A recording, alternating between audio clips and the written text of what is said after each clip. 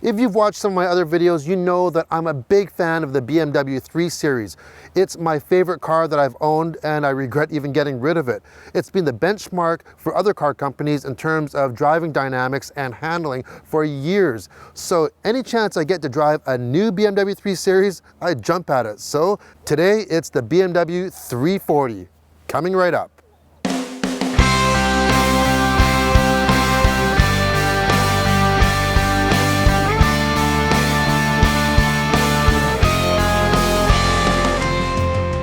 Series in my mind has always been a very smart looking car, but the new 3 Series really does look smart.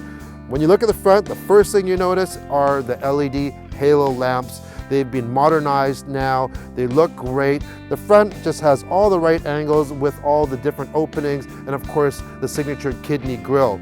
The side has one continuous line that goes right from the front all the way to the rear of the passenger door, and then one that goes lower onto the middle of the car, the belt line, all the way to the back. It makes the car's design really flow, in my opinion. And even though this is a 4-door, this still looks good. Maybe not as good as the 435 Grand Coupe, which I really do love. There's definitely nothing wrong with this design. This vehicle is equipped with the M Sport package, so you do get great 19-inch M Sport wheels and tires, and you get the blue M Sport calipers all the way around. In the rear, a matching LED treatment, as well as dual exhaust. Like other BMWs out there now, the 340 is also available with a kick trunk release. And how that works is you take your foot, you kick under the bumper, the trunk releases and opens for you. Now, I've had a little bit of a problem getting it to work on this vehicle, and I've had problems with other manufacturers' vehicles as well. So what I did on this one, guess what I did? I read the instructions, and I think I found out what I was doing wrong. All along, I've been too close to the bumper. So it tells you you should be away from the bumper. So I'm about a foot away right now, and I just, a little kick there, and the trunk releases. It's a great option. Now, this is not equipped with a power trunk, so it's a spring activated trunk only. So the downfall of that is some other vehicles that, like the 435 Grand Coupe, for instance, with a power lid, when you actually kick it, it will close as well, which is really handy if you have your hands full of things and you can't close the trunk. But otherwise, still love this feature. BMW does interiors very well if you like simple and straightforward interiors. I'm a big fan of that.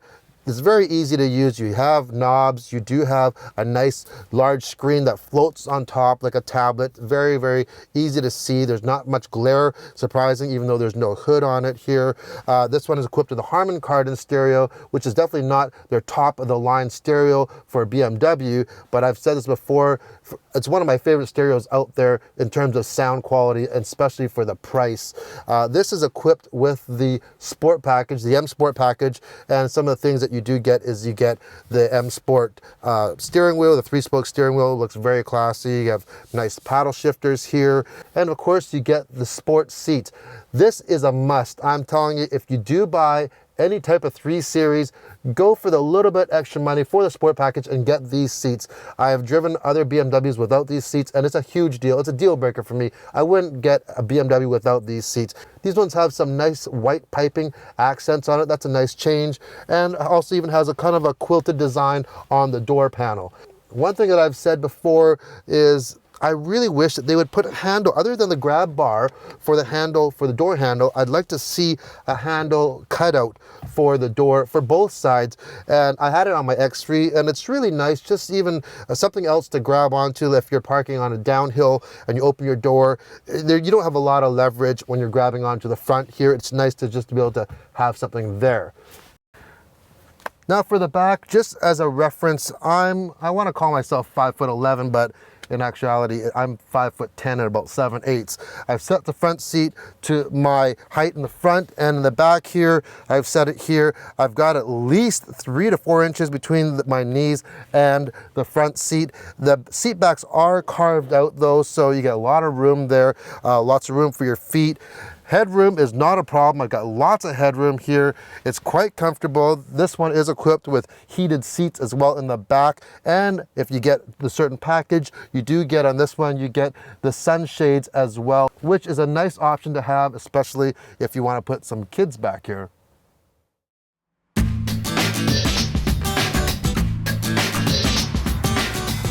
So the BMW 340 is basically formerly the BMW 335. Why the name change? I'm really not quite sure, because it's not a 3.4 liter engine or anything of that means. It's still a 3 liter inline 6-cylinder with a twin scroll turbo. Now the 340 does have a little bit more power now, puts out 320 horsepower and 330 foot-pounds of torque, and that's matched to 8-speed automatic transmission that we have here. Now, regardless of what name it is, you cannot fault this engine whatsoever. It's still the same variant of the engine of the world champion engine, the twin turbo inline 6-cylinder BMW's had in the 335 for many years, and that is what I used to own. And I had the Dine-In package on mine, putting out even more horsepower, and what an engine it is. You will not be disappointed. The torque just comes on basically just barely just above idle. You have a ton of torque, over 300 foot-pounds of torque I mentioned. The motor just purrs at any speed. You also have a drive selector in this here, and this does have, you have Eco Pro, which I've never ever used, but you have Comfort, and then you have Sport and Sport Plus, which actually takes off some of the parameters for the safety parameters. I'd rather just leave it into Sport. Now once you put into Sport, not only does it change the shift pattern for the transmission, it goes into a sport mode, it holds the shifts a little bit longer, definitely has a sportier feel. It also changes parameters in the engine and the steering. It makes a huge difference on the steering. When you go to sport mode, I don't even like putting in sport mode if I'm driving it around in the city, because the steering does become quite stiff, which is a great thing if you're doing some canyon carving. Now talk about the steering. This one is also equipped with the Sports variable ratio steering, and they've had that on other BMWs in the past. They had it on the M235 that I tested last year, and what it does is at slower speeds you don't have to turn the wheel as much, and you really, once you get used to it, you really start enjoying it. I'd like to see that in many other cars. Now I'm a little bit biased because, like I said, I have owned the 335. I loved my 335.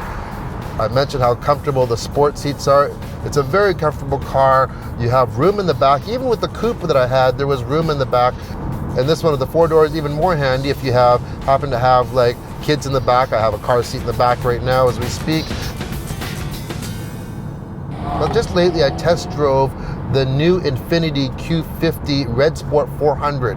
And now that was some car, 400 horsepower with that Q50. Now it isn't a totally fair comparison, because that car that we drove in the US was only rear wheel drive, where in Canada they come standard with all wheel drive. This 340i also is equipped with the X-Drive, which is their all wheel drive system. It's very, very sure footed when you're cornering, especially if it's wet or even just acceleration. It's great to have all wheel drive. That 400 horsepower was a lot of power. It was hard to keep it to the ground with just the rear wheel drive. But the BMW, the 320 horsepower, it feels like it's more than 320 horsepower. And that's how I really feel on a lot of BMWs. They feel a lot more powerful than what they are on paper. That being said, even if the Infiniti does have 80 horsepower over this 340, the one thing that you get with the Infiniti is you get a lot of technology. You get a ton of tech that you don't get, and it's not available on the BMW 3 Series. Things like the direct adaptive steering, which is that steer by wire, it just creates a really, really quick steering response. You get things like it'll scan not only the car in front of you, but the car in front of you of that car for safety concerns. You have almost semi-autonomous driving modes on the Infiniti, so you get a lot of technology on the interior. You got those 2 big screens. It's full of tech. I mentioned when we drove the Infinfiti Q50 with the direct adaptive steering that what it does is it's a pure digital system, so it does provide feedback, but it eliminates some of the feedback when you have like unnecessary bumps and things like that, which is a good thing. There still is feedback. We had a lot of comments going, oh well, why don't you want feedback? There is feedback still to the steering wheel, and you do get steering feel on the Infiniti.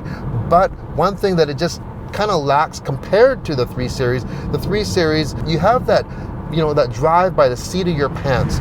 It's not just what you feel in the steering wheel, it's what you feel on the pedals, on your butt, on the seat of your pants, and it's really hard to emulate that, and BMW and the 3 Series has done that for years and years and years, and with this new 340, it still remains the same. As for gas mileage, very respectable, 12.5 liters per 100K in the city and highway combined in real world conditions, which is pretty well on par of what my 335 was, and that was 8 years ago, and I'd had less power. So you get more power and the same fuel economy. Excellent, excellent deal. Now here's one thing I want to mention about not just this BMW, but other BMWs that I've recently driven, and it's kind of hard to show, and that is their heads-up display. I've never been a huge fan of heads-up displays, but I have to admit, and I've just remembered that I want to share this with everyone, is that the new BMW systems are probably some of the best systems out there. They just seem very natural. They're not obtrusive. It's just there. The more that you drive this car, the more you use it. You don't even know that you're using the heads-up display, for your radio stations, for your cell phone, your contacts, and even for your navigation. It's the right height. It's the right sharpness, the right brightness. Everything about it. It works very, very well. It's funny how life comes full circle sometimes. Years ago, I aspired to own a BMW 3 Series, and I finally achieved that goal. I had my 335X drive with the dine-in package, which I loved. Well, I had a child, I needed something with 4 doors, so it had to be the X3 at least. And then I had another child, and the X3 was a little bit small, not for the passengers, but just carrying all those gears and the double strollers and things like that. So I had to go away from the BMW brand because I couldn't afford the 3-row SUV from BMW. It's been a while since I've driven this 3 Series, but after driving this for a week, I can tell you, it's all come back again, and now, once again, I have the same aspiration to own a 3 Series.